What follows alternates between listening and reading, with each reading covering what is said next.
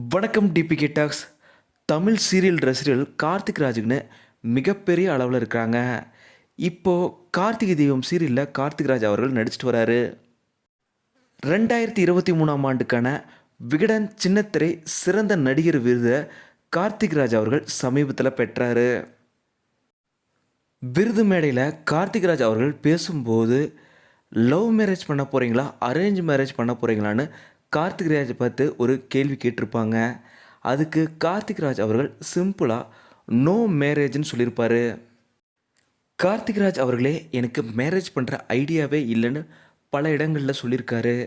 ரசிகர்கள் பலருமே இவர் மேரேஜ் பண்ணால் நல்லா இருக்கணும்னு சொல்லிட்டு வந்தாங்க.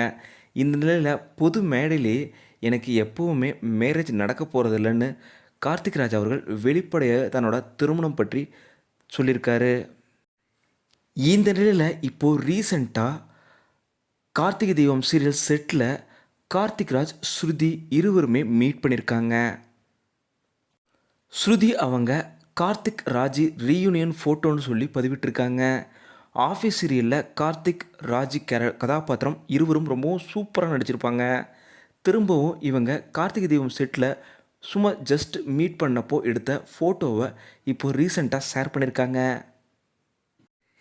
இந்த புகைப்படத்தை பார்த்த ரசிகர்கள் பலருமே நீங்கள் 2 பேரும் திரும்பவும் நடிக்க போகிறீங்களா அப்படின்னு கேட்டு வந்தாங்க. இதுக்கு ஸ்ருதி அவங்க இல்லை, ஜஸ்ட்டு மீட் பண்ணோம், அதனால் எடுத்த ஃபோட்டோ தான் இதுன்னு சொல்லி அதுக்கு விளக்கம் கொடுத்துருக்காங்க.